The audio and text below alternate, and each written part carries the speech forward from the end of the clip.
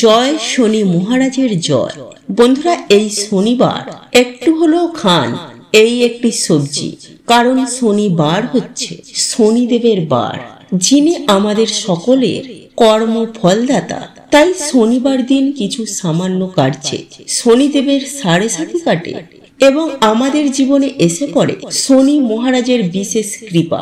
এবং শনিবার দিন কি খেতে নেই এবং শনিবার দিন নিরামিষ খেলে কি হয়, শনিবার দিন কোন জিনিসটি বালিশের তলায় রেখে ঘুমালে আমাদের সৌভাগ্যের উদয় হয়, এই সব কিছু বন্ধুরা আমরা আজকের এই ভিডিওটিতে জানবো।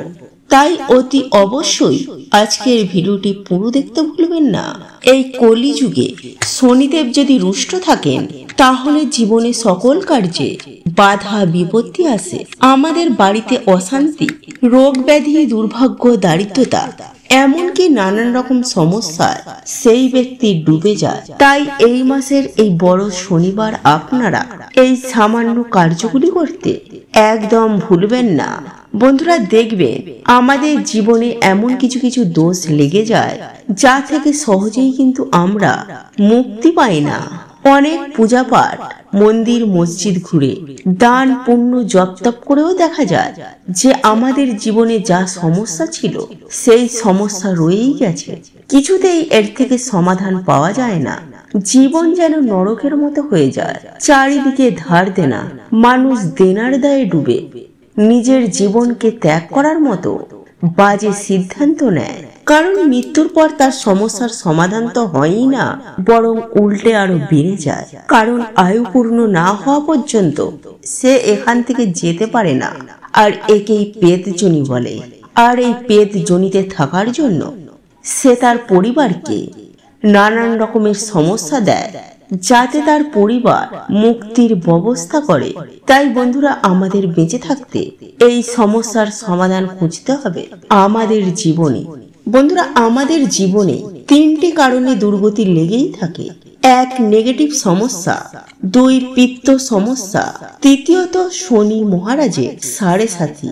আর এগুলো বন্ধুরা আমাদের কর্মদোষেই হয়।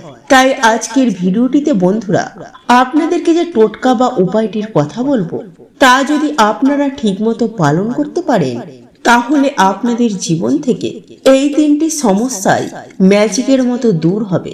হ্যাঁ বন্ধুরা, এতটাই শক্তিশালী এই টোটকা। আমরা আপনারা প্রত্যেকেই জানি যে কাক হচ্ছে শনিদেবের বাহন। এছাড়াও কাককে যমরাজের দূতও বলা হয়। আর কুকুর হলো বন্ধুরা ভগবান কালভৈরব দেবের বাহন। তাই ভূত পেত নেগেটিভ এনার্জিতে কুকুর তাদেরকে দেখতে পায়।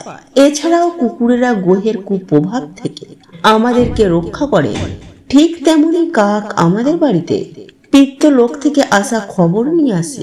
যদি কোনো জীব আত্মা আমাদের বংশে জন্মগ্রহণ করে বা কারোর মৃত্যুর সময় হয়ে এলে কাক আমাদের আগে থেকেই সংকেত দেয়। আর এটি শিব পুরাণে ভগবান শিব মাতা পার্বতীকে নিজে বলেছেন।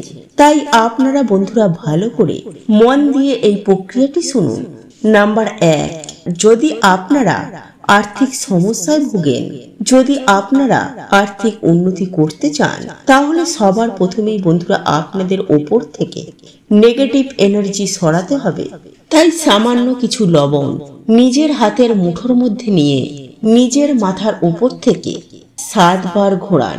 তারপর সেই লবণ খাবারে মিশিয়ে কোনো কালো কুকুরকে 3 রাস্তার মোড়ে খেতে দিন। তারপর পেছনে ঘুরে না দেখে সোজা বাড়িতে এসে হাত পা ধুয়ে ঘরে ঢুকুন। এতে কিন্তু বন্ধুরা সেই কুকুরের কোনো ক্ষতি হবে না, উল্টে সেই নেগেটিভ এনার্জি নাশ হবে। কিছুদিনের মধ্যেই বন্ধুরা আপনারা এর সুফল পেতে শুরু করবেন। নাম্বার 2, কালো তিল। বন্ধুরা, এই একইভাবে কালো তিল নিজের মাথার ওপরে 7 বার ঘুরিয়ে কাক দেখলেই ছুঁড়ে দিন। এতে আপনার বাড়িতে থাকা নেগেটিভ এনার্জি কাক নিয়ে পিতৃলোকে চলে যাবে। আর মাথায় ঘোরানোর সময় বন্ধুরা আপনারা অবশ্যই আপনার ইষ্টমন্ত্র জপ করবেন। এতে কিন্তু বন্ধুরা খুব তাড়াতাড়ি কাজ হবে। আর যদি বন্ধুরা এগুলি আপনারা কিছুই না করতে পারেন, তাহলে প্রত্যেকদিন সন্ধ্যায় হাতে কিছুটা কর্পূর নিয়ে আপনার ইষ্টমন্ত্র জপ করার পর মাথায় 7 বার ঘুরিয়ে বাড়ির বাইরে গিয়ে সেটিকে জ্বালিয়ে দিন। এতে কিছুদিনের মধ্যেই বন্ধুরা আপনাদের বাড়ি থেকে নেগেটিভ শক্তির প্রভাব অনেক অনেক কমে যাবে। বন্ধুরা আপনারা এটাও জানি যে শনি মহারাজ হলেন আমাদের কর্মফলের দেবতা। আমাদের করা প্রত্যেকের কর্মফল তিনি প্রদান করেন। কিন্তু বন্ধুরা আপনারা কি এটা জানেন যে মা বাবার করা কিছু শাস্ত্রী বা পূর্বজদের করা কিছু ভুল সন্তানদেরও ভোগ করতে হয়, ফলে সন্তানদের জীবনে নেমে আসে চরম ভয়ঙ্কর দুর্ভোগ। হ্যাঁ বন্ধুরা, যখন আমরা কোনো পরিবারে জন্ম নিই তখন সেই পরিবারের সাথে আমরা একটি কর্মবন্ধনে আবদ্ধ হয়ে যাই, আর সেই সম্পর্ককে বলা হয় ঋণানুবন্ধন সম্পর্ক। যেমন যখন কোনো ধনী বাড়িতে জন্মগ্রহণ করেন বা কোনো সেলিব্রিটির বাড়িতে কেউ জন্মগ্রহণ করে, তখন তারা তার ফল ভোগ করে, যেমন নাম, টাকা পয়সা বা প্রতিপত্তি। আর এর কারণ হলো বন্ধুরা তাদের পূর্বজন্মের ফল, এবং শনিদেব তাদের ওপর খুবই প্রসন্ন হয়। ফলে বন্ধুরা দেখবেন এমন বাড়ির মানুষেরা যাতেই হাত দেয় তাতেই যেন সবকিছু সোনা হয়ে যায়। আবার অপরদিকে এমনও বাড়ি রয়েছে যে সেই বাড়ির মানুষেরা যতই চেষ্টা করুক না কেন কিছুতেই সেই বাড়িতে বন্ধুরা উন্নতি হয় না। আর এর প্রধান কারণ হলো বন্ধুরা সেই বাড়িতে কোনো দোষ রয়েছে। তাই বন্ধুরা আজকের এই ভিডিওটিতে আপনাদেরকে সুন্দরভাবে জানিয়ে দেব সেই দোষগুলির ব্যাপারে। তাই বন্ধুরা অবশ্যই আপনারা ভিডিওটি পুরো দেখতে ভুলবেন না। হতে পারে এই ভিডিওটি আপনার জীবনে সমস্ত সমস্যার সমাধান করে দেবে। এবং বন্ধুরা ভিডিওটিতে একটি লাইক করে কমেন্টে জয় শনি মহারাজের জয় অবশ্যই লিখুন।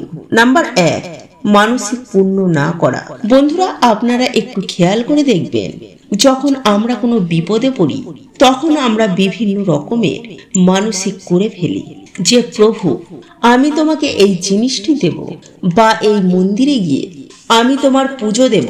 কিন্তু বন্ধুরা যখনই আমরা ঠিক হয়ে যাই তখন আমরা ভুলেই যাই যে কি মানসিক করেছিলাম। আর এর ফলস্বরূপ বন্ধুরা যখন আমাদের মৃত্যু হয়ে যাবে তখন সেই ঋণ আমাদের ওপর চেপে যায়। ফলে সেই ঋণ থেকে মুক্ত না হওয়া পর্যন্ত আমাদের আত্মা মুক্তি পায় না। ফলে সেই পরিবারে দেখা দেয় তখন বিভিন্ন রকমের সমস্যা। আর একেই বন্ধুরা বলা হয় পিত্তদোষ বা দেবতাদের দোষ। ফলে সেই মৃত ব্যক্তি বন্ধুরা তখন সেই বাড়িতে বিভিন্ন রকমের সংকেত দেয় যাতে আপনি তার মুক্তির ব্যবস্থা করেন।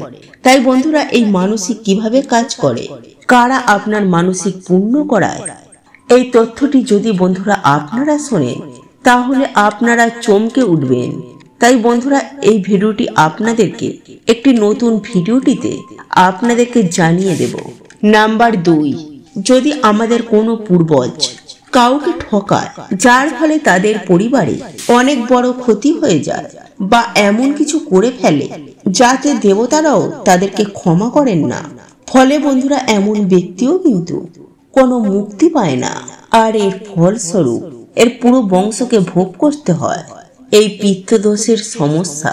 বা যদি আমাদের বংশে কখনো কেউ অভিশাপ দেয় তাহলে এর ফলেও কিন্তু বন্ধুরা আমাদের পুরো পরিবারকে ভোগ করতে হয়। আর এর ফল প্রদান করে স্বয়ং শনিদেব। কিন্তু বন্ধুরা এই সব কিছু থেকে বেরোনোর একমাত্র উপায় হচ্ছে দান, সৎ কর্ম এবং ঈশ্বরের ভক্তি। তাই যখন আমাদের ডাক ঈশ্বরের কাছে পৌঁছে যায় তখন আমরা সব কিছু থেকে, সৎ বন্ধন থেকে আমরা বেরিয়ে যাই। বা যদি কোনো পুণ্যবান আত্মা আমাদের বাড়িতে আগমন হয় তাহলে বন্ধুরা এই দোষও কিন্তু আমাদের কেটে যায়। যেমন দেখবেন বাড়িতে কোনো বাচ্চা হওয়ার পর বা বিবাহের পর কোনো মানুষের ভাগ্য হঠাৎ করেই পাল্টে যায়, তারা হঠাৎ করেই সৌভাগ্যশালী হয়ে যায়। যাই হোক বন্ধুরা, এইবার আমি আপনাদেরকে যে টোটকা বা উপায়গুলির সম্বন্ধে জানাবো তার মধ্যে যে কোনো একটি টোটকা বা উপায় আপনারা যদি আজকের দিনে করতে পারেন তাহলে দেখবেন শনি মহারাজের কৃপায় আপনাদের জীবন থেকে সকল প্রকার বাধা বিপত্তি কেমন নাশ হয়েছে। আসলে বন্ধুরা যদি আমাদের জীবনে শনিদেবের সাড়ে সাতি বা শনি মহারাজের বক্র দৃষ্টি চলে, তাহলে সেই মানুষটিকে বিভিন্ন রকমের সমস্যার সম্মুখীন হতে হয়।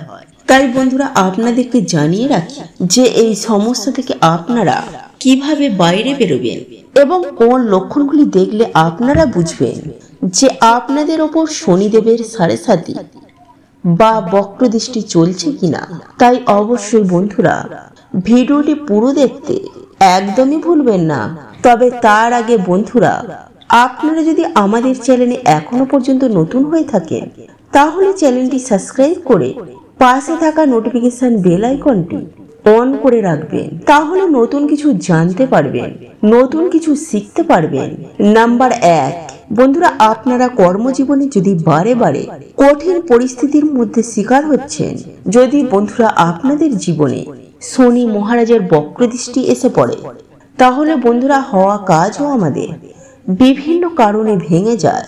হঠাৎ করেই আমাদের কর্মজীবনে ধস লাগে, চারিদিক থেকে আমরা দেনার দায়ে ডুবে যাই, সবার কাছে হঠাৎই যেন আমরা খারাপ হয়ে যাই। হঠাৎ করেই আমাদের চাকরি চলে যায়, ব্যবসাতেই কিছুতেই আমাদের আয় উন্নতি হয় না, বাড়িতে ঝগড়া ঝামেলা অশান্তি রোগ ব্যাধি এগুলি ঘিরেই থাকে।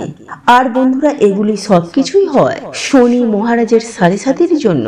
নাম্বার 2, ধীরে ধীরে আমাদের শরীর থেকে আকর্ষণ অর্থাৎ উজ্জ্বলতা কমে যাচ্ছে। মানে বন্ধুরা, আমি এখানে কোনো কালো বা ফর্সার কথা বলছি না। দেখবেন বন্ধুরা, যার উপরে দেবকৃপা হয়, সে কালো হোক বা ফর্সা, তাকে দেখেই মানুষ তার কথায় আকর্ষিত হয়ে যায়। কিন্তু যার উপরে দেবকৃপা থাকে না, তার অওরা ধীরে ধীরে কালো হয়ে যায়, ফলে তাকে দেখে মনে হয় সে যেন অসুস্থ। আর এগুলো বন্ধুরা আমাদের কিছু ভুলের জন্যই হয়। তাই বন্ধুরা, চলুন এইবার আমরা জেনে নিই যে এই সমস্যা থেকে আপনারা কিভাবে বেরোবেন। নাম্বার 1, প্রতিদিন হনুমান চালিসা পাঠ করলে বা মঙ্গলবার দিন কোনো হনুমানজির মন্দিরে গিয়ে হনুমানজির পুজো অর্চনা করলে বা বাড়িতে হনুমানজির নামে একটি প্রদীপ জ্বালালেও বন্ধুরা শনিদেব আমাদের উপর থেকে তার বক্র দৃষ্টি সরিয়ে নেন। কারণ শনিদেব হনুমানজিকে নিজে বলেছেন যে তিনি তার ভক্তদের ওপর কখনো বক্র দৃষ্টি দেবেন না। নাম্বার 2, শনিবার দিন কোনো শনি মন্দিরে গিয়ে সামান্য একটি সরিষার তেলের প্রদীপ জ্বালালেও এবং ভগবানের প্রিয় প্রসাদ যেমন সাদা বাতাসা বা সাদা যে কোনো সুগন্ধি ফুল দিয়ে ভগবানের পুজো অর্চনা দিলেও শনিদেব খুবই প্রসন্ন হন। গরু কুকুর কাককে যদি আমরা এই দিন তিল মিশ্রিত খাবার খাওয়াই, তাহলে শনিদেব এতেও কিন্তু খুবই প্রসন্ন হন।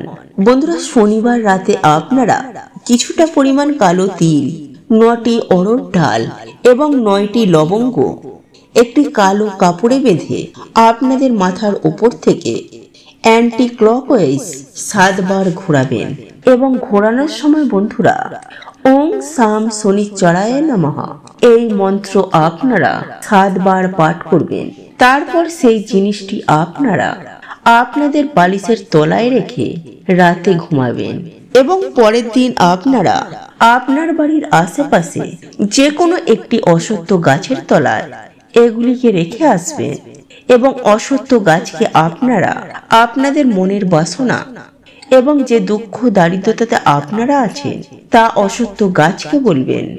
দেখবেন বন্ধুরা, সেই রাতেই আপনাদের স্বপ্নে শনি মহারাজ আসবেন।